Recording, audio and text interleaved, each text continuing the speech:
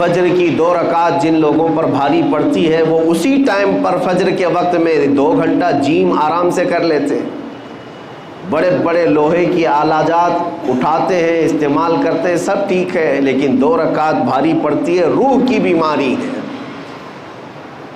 اب روح کی بیماری کے علاج کے لیے ہم نے بہت سارے ہاسپٹل دیکھے، ڈاکٹرز دیکھے، لیکن اس نام سے کوئی ڈاکٹر بھی نہیں، اس نام سے کوئی ہاسپٹل بھی نہیں۔ اسی کو مفتی اعظم ہند رحمۃ اللہ تعالی علیہ نے اپنے اشعار میں لکھا ہے، زہر معاصی کا طیبہ ہی شفا خانہ، یعنی گناہوں کے زہر کا اگر کوئی شفا خانہ ہے تو وہ میرے مصطفیٰ کا دربار۔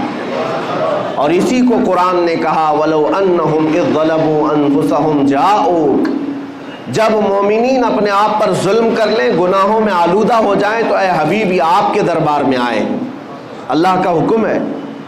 میں یہ آپ کے سامنے جو آیت تلاوت کر رہا ہوں 5ویں پارے کی آیت ہے، اللہ تعالیٰ فرماتا ہے رسول یہ آپ کے دربار میں آ جائیں، فَاسْتَغْفَرُوا اللَّهَ وَاسْتَغْفَرَ لَهُمُ الرَّسُولُ، آپ کے پاس پہنچ کر کے اللہ کی بارگاہ میں یہ مغفرت طلب کریں، توبہ کریں۔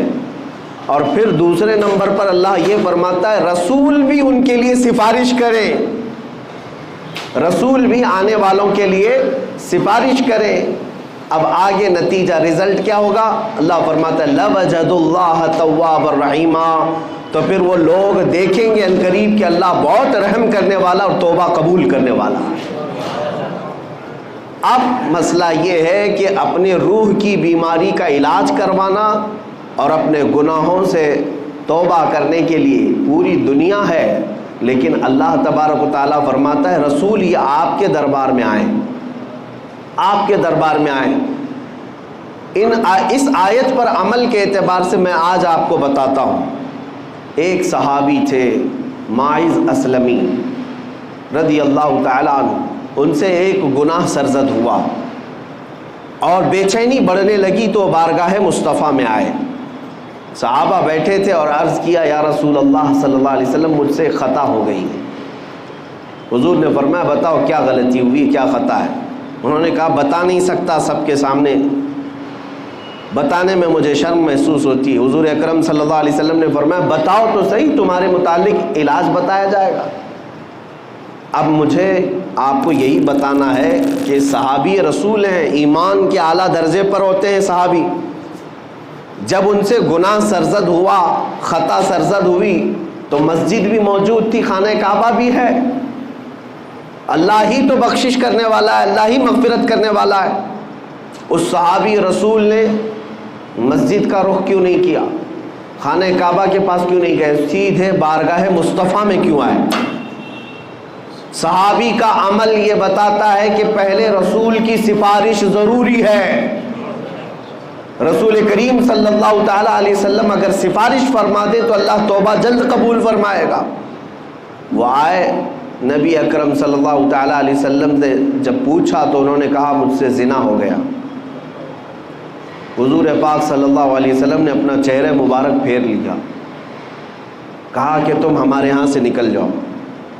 اب وہ زار و قطار رونے لگ گئے، اتنا رونے لگ گئے کہ قدموں میں گر گئے۔ کہا کہ اگر آپ ناپاک کریں تو پھر میں کہاں جاؤں؟ اعلیٰ حضرت نے اسی کی ترجمانی کرتے ہوئے یوں کہا ہے تجھ سے جو منہ چھپاؤں تو کروں کس کے سامنے؟ یا رسول اللہ تم سے جو منہ چھپاؤں تو کروں کس کے سامنے؟ کیا اور کسی سے توقع نظر کی ہے؟ بد ہیں تو آپ کے، بھلے ہیں تو آپ کے، ٹکڑوں پہ یہیں کے پلے ہیں، رخ کدھر کریں؟ اس صحابی نے جب حضور اکرم صلی اللہ علیہ وسلم کی بارگاہ میں رو کر کے اپنا جرم کا اقرار کیا تو حضور نے پھر 3 مرتبہ پوچھا تم ہوش و حواس میں کہہ رہے ہو؟ تم ہوش و حواس میں کہہ رہے ہو؟ انہوں نے کہا ہاں بالکل ہوش و حواس میں کہہ رہا ہوں۔ کہا تمہیں پتہ ہے زنا کی سزا کیا ہے؟ کہا ہاں مجھے پتہ ہے۔ اس کے بعد رسول رحمت صلی اللہ علیہ وسلم نے صحابہ سے کہا کہ انہیں سنسار کیا جائے گا۔ وادی انم، آج بھی وہ وادی موجود ہے، مدینے کے مضافات میں ایک چھوٹی سی پہاڑی ہے، صحابہ لے کر کے گئے۔ اسلام کی ایک عظیم سزا ہے یہ، زنا پر رکھی ہوئی سزا۔ لوگ اس کا مذاق اگرچہ اڑاتے ہوں کہ اسلام گردن کاٹنے کی اور سنسار کرنے کی اجازت دیتا ہے، حکم دیتا ہے، تمہیں اندازہ نہیں، یہ سزائیں فطرت کے عین مطابق ہیں، اس لیے کہ کینسر کے پھوڑے کو اگر نہ کاٹو گے تو جسم میں زہر پھیل جاتا ہے، اور یہ سزائیں اسی لیے رکھی گئی ہیں کہ معاشرہ ڈس بیلنس نہ ہو۔ یہ سزا اس وقت تمہیں اچھی لگے گی جب کسی کی اپنی بیٹی کے ساتھ کوئی زنا کر لے۔ ہم نے ان لوگوں کے بارے میں بھی سنا ہے جن کا تعلق اسلام سے نہیں ہے، لیکن جب ان کے گھروں کی بچیوں کا ریپ ہوتا ہے تو وہ اعلاناً یہ کہتے ہیں کہ ہماری بچیوں کے ریپسٹ کو اسلام جو سزا دیتا ہے وہی دی جائے۔ وہ اس چیز کا مطالبہ آج بھی کر رہے ہیں۔ یہی تو بات ہے میرے عزیزوں، جس طرح تمہاری بیٹی کی عصمت تمہارے لیے عزیز ہے، اسلام ہر بیٹی کی عزت کو وہی مقام دیتا ہے، ہر بیٹی کی عزت کا مقام ہے۔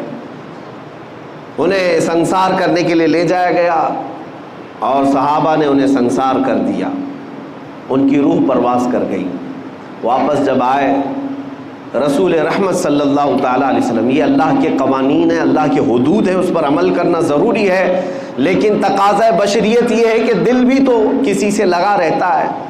حضور پاک صلی اللہ تعالیٰ علیہ وسلم غمگین تھے، آنکھوں سے آنسو تھے، حضور گئے نہیں تھے۔ صحابہ جب آئے تو حضور نے پوچھا میرے مائز کو جب مار رہے تھے تم لوگ تو وہ کیا کہہ رہے تھے؟ تو صحابہ نے کہا یا رسول اللہ، ان کو جب مارا جا رہا تھا تو وہ یہ کہہ رہے تھے ترحم لنا یا رسول اللہ، اے اللہ کے رسول مجھ پر رحم کر دیجیے۔ انہوں نے خود سے اقرار کر کے وہ سزا کو لیا ہے، زبردستی پکڑ کر کے ان کو سزا نہیں دی گئی۔ ماعز اسلمی جانتے تھے کہ اگر میں دنیا کی سزا لے لوں گا تو محفوظ، اگر قیامت کی سزا کا انتظار کیا تو اس سے 99 گنا زیادہ سزا ہو سکتی ہے۔ وہ صحابی جانتے تھے، اسی لیے دنیاوی سزا کو انہوں نے ترجیح دی، خود سے قبول کیا کہ مجھے یہی سزا دو، آخرت کی سزا کا میں انتظار نہیں کرنا چاہتا۔ بہرحال بات یہ ہے کہ وہ بارگاہ مصطفیٰ میں گئے، سزا تو ہوئی، لیکن جیسے ہی ایک صحابی نے بڑھ کر کے کہا آقا میرے ہاتھ میں اونٹ کی ایک ہڈی تھی، میں نے وہ لے کر کے ماعز کی کھوپڑی پر مارا تو ان کی کھوپڑی پھٹ گئی اور خون میرے جسم پر آ کر گرا، تو میں یہ سوچ کر کے ہٹ گیا کہ گنہگار کا خون ہے، میرے آقا کو جلال آ گیا، کھڑے ہو گئے، کہا اپنے جملوں کو واپس لو، وہ میرے دربار میں آ کر توبہ کر کے گیا ہے، یہ سزا جو دی جا رہی تھی وہ حدود قائم رکھنے کی سزا ہے، نظام عدل ہے، یہ قانون ہے، لیکن تم نے کیسے کہا کہ وہ گنہگار کا خون تھا، پاپی کا، خطاکار کا خون تھا، تم اپنا جملہ واپس لو، اس لیے کہ ابھی جبرائیل امین میرے پاس آئے تھے اور یہ بشارت دے کر کے گئے یا رسول اللہ آپ کے ماعز نے ایسی توبہ کی ہے کہ اس کے عوض اللہ نے پورے مدینے والوں کے گناہ معاف کیے۔ عزیزان گرامی، یہ واقعہ میں نے اس لیے عرض کیا کہ بارگاہ مصطفیٰ میں جو ایک بار پہنچ جائے مولا کریم اس کے بھی گناہ معاف کرتا ہے، اس کے متعلقین کے بھی گناہ معاف فرماتا ہے، اسی لیے ہمارے لیے آج بھی وہ دربار کھلا ہوا ہے۔ اب بات آتی ہے، صحابہ تو گئے حضور کے پاس، جب کبھی ان سے خطائیں ہوئی حضور کے پاس گئے، کیونکہ قرآن کہتا ہے آیت پر عمل ہے، وَلَوْ أَنَّهُمْ إِذْ ظَلَمُوا أَنفُسَهُمْ جَاءُوكَ، جب مومنین اپنی جانوں پر ظلم کریں تو یا اے رسول یہ آپ کے پاس آ جائیں۔ تو ٹھیک ہے، اس آیت پر صحابہ نے تو عمل کر لیا، لیکن جب میرے آقا صلی اللہ تعالیٰ علیہ وسلم وصال فرما گئے اور ہم سب سے پردہ فرما لیا، تو اب قیامت تک آنے والے اس آیت پر کیسے عمل کریں گے؟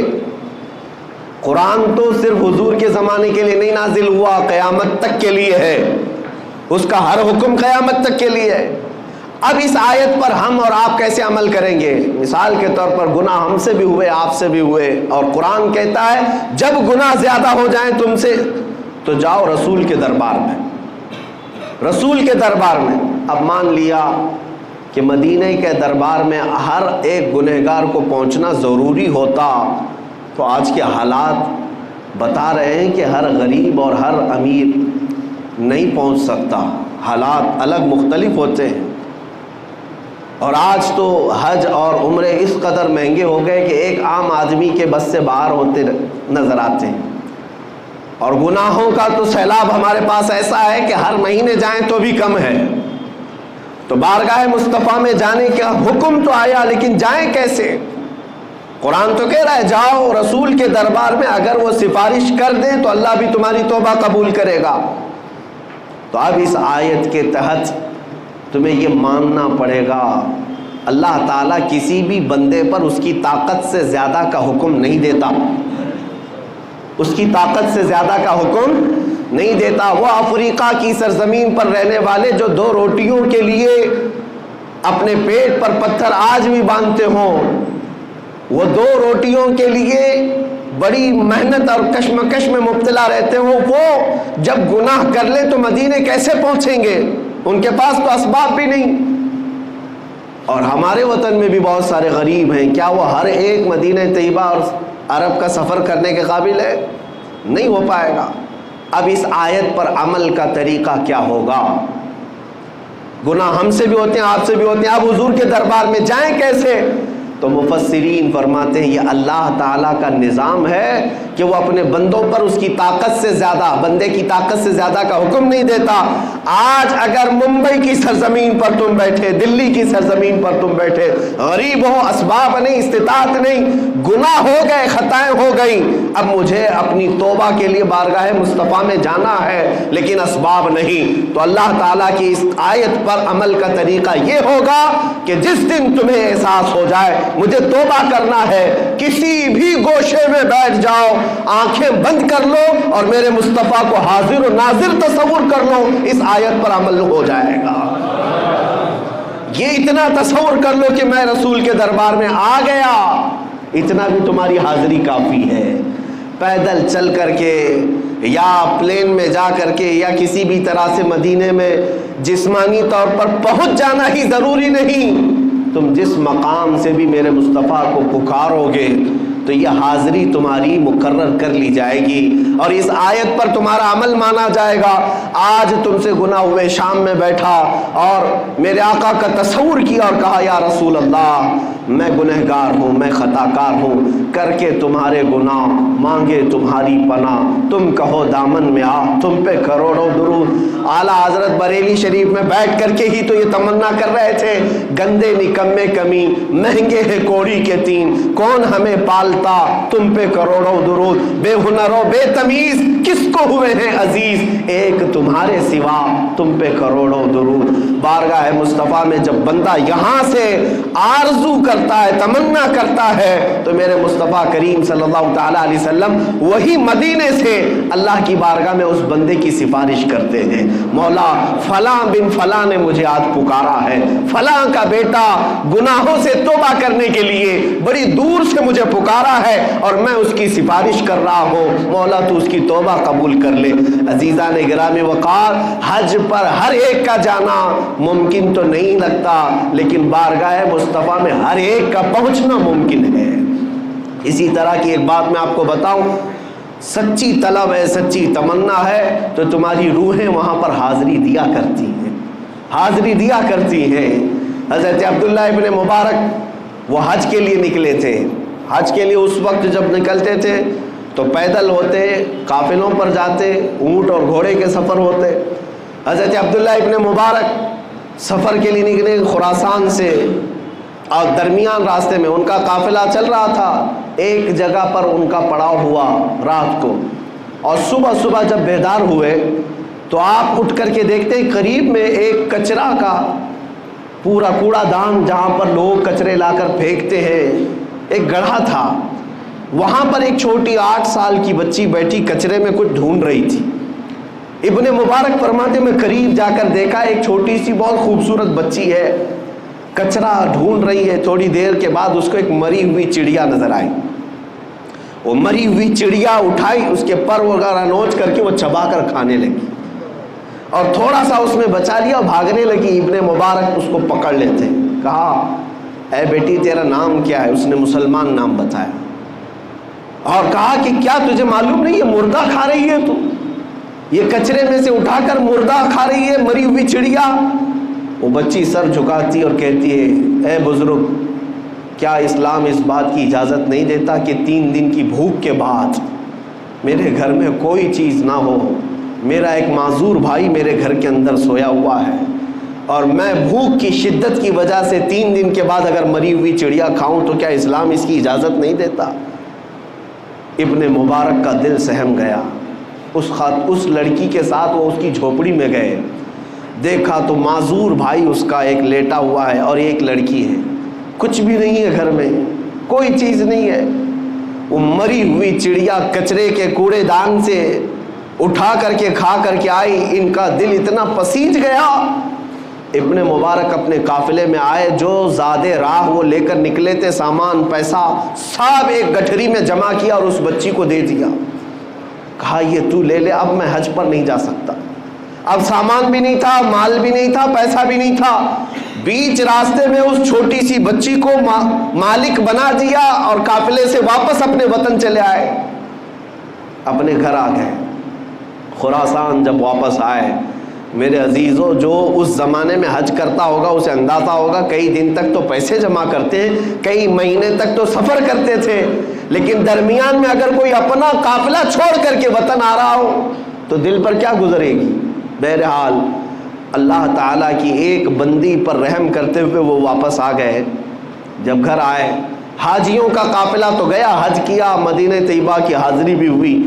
وہ مہینوں کے بعد جب واپس آئے اپنے وطن, جو حاجی گئے تھے, گاؤں والے استقبال کے لیے کھڑے تھے. سبوں نے استقبال کیا, حاجی آئے ہوئے ہیں, حج سے آئے ہیں. تو ان حاجیوں کے استقبال کے بعد لوگوں نے پوچھا, حج کیسا ہوا تمہارا؟ حج کی کچھ اپنی کاروائیاں بتاؤ, کیسا حج کیا؟ وہ جو حاجی گئے تھے وہ کہنے لگے, کیا کہنا ہمارے حج کا, عرفات میں تو ہم عبداللہ ابن مبارک کے ساتھ دعا کر رہے تھے, مزدلفہ میں عبداللہ ابن مبارک نے ہماری امامت کی ہے, کنکریاں ہم نے ان کے ساتھ ماری ہے. بارگاہ مصطفیٰ صلی اللہ علیہ وسلم میں جب ہماری حاضری ہوئی, عبداللہ ابن مبارک جیسا امام ہمارے ساتھ تھا, تو حاضری کا کیا کہنا. ہر حاجی عبداللہ ابن مبارک کا نام لے رہا ہے. تو گاؤں والے تھے, پریشان تھے, حج کے دنوں میں تو عبداللہ ابن مبارک یہیں تھے, حج گئے نہیں, اور ہر حاجی کہہ رہا ہے کہ ہمارے ساتھ عبداللہ ابن مبارک. یہ کیا ماجرا ہے؟ لوگ آئے اور ان سے پوچھنے لگے عبداللہ ابن مبارک سے. کہا کہ یہ حاجی تو سب کہہ رہے, مینا میں, عرفات میں, مزدلفہ میں آپ تھے, بارگاہ مصطفیٰ میں وہ آپ کے ساتھ تھے. عبداللہ ابن مبارک رونے لگ گئے, آنکھوں سے آنسو آئے, اور کہتے ہیں میرا رب بڑا کریم ہے, میرا رب بڑا کریم ہے. میں نے اس کی بندی پر رحم کیا کیا, میری شکل کا فرشتہ اللہ نے حج کے لیے بھیج دیا. وہ ابن مبارک کی شکل کا فرشتہ تھا جو ان کی طرف سے ارکان حج ادا کر رہا تھا, بارگاہ مصطفیٰ میں حاضری بھی دے رہا تھا. میرے عزیزو, یہی میں کہنا چاہتا ہوں, اگر دل کے اندر تمہارا احساس اسی سرزمین پر بیٹھے رہو گے لیکن حاضری مدینے میں ہوتی رہے گی, حضور اکرم صلی اللہ علیہ وسلم کے دربار میں پہنچتے رہیں گے, لیکن جو فزیکل حاضری ہے, مباشرتاً جسمانی حاضری ہے, اس کا مقام ہی کچھ اور ہے. جب نبی رحمت صلی اللہ علیہ وسلم کے دربار میں ایک حاجی پہنچتا ہے تو اس کے دل کی دنیا بدل جاتی ہے. ظاہر سی بات ہے, ایک بچہ ماں کے پاس جب آ کر سکون محسوس کرتا ہے, قسم رب ذوالجلال کی میں اپنے دل کی کیفیت بتاتا ہوں, ماؤں کے سینوں سے چمٹ جانے کے بعد وہ سکون نہیں مل پائے گا جو بارگاہ مصطفیٰ کی جالیوں کے سامنے کھڑے ہونے سے ملتا ہے. اس لیے کہ ایسا لگتا ہے یہ رحمت کے دونوں ہاتھ ہمیں اب ہمیشہ کے لیے تھام لیں گے. دنیا کے ہر کانٹے سے, ہر بلا سے یہاں پر ہمارے لیے حفاظت ہے. اللہ تبارک و تعالیٰ آپ سب کو بار بار بارگاہ مصطفیٰ کی حاضری نصیب فرمائے. حج بیت اللہ آپ سب کو بھی اللہ تعالیٰ عطا فرمائے. عزیزان گرامی وقار, میں آخری یہ میسج ضرور دوں گا کہ اگر نہیں جا سکے عمرہ پر, حج پر, تو تمنا تو رکھو, لیکن جب بھی رات آئے, جب بھی شب ہونے لگے یا گناہ ستانے لگے, تو ایسا نہ کرنا کہ ڈاکٹر کے پاس بھاگتے رہے, دل کا علاج کرتے رہے, بی پی شوگر تو بڑھتا ہی رہا لیکن روح بیمار ہوتی رہی. ایسا نہیں. جب گناہ زیادہ ہو جائیں تو میرے عزیزو تنہائی میں بیٹھو اور میرے مصطفیٰ کو یاد کرو. بارگاہ مصطفیٰ میں حاضری دے کر کے یوں کہو, یا رسول اللہ, بد ہیں تو آپ کے, بھلے ہیں تو آپ کے, ٹکڑوں پہ یہی کے پلے ہیں, رخ کدھر کرے.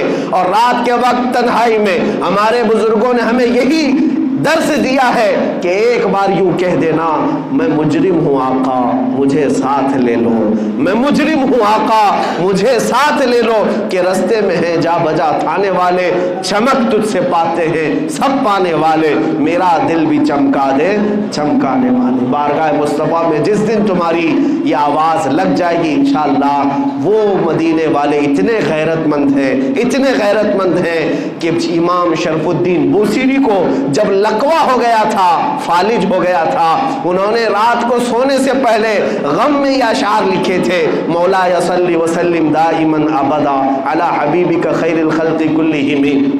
یہ قصیدہ بردہ کے اشعار لکھ کر کے وہ سوئے تھے، امن تذکری جیران بذی سلمی مزجت دمعا جرا من مقلۃ بدمی، لیکن مقدر جاگا، خواب میں میرے آقا تشریف لائے اور خواب میں ہی امام بوصیری کے جسم پر ہاتھ پھیرا اور اپنی ایک چادر عطا کی۔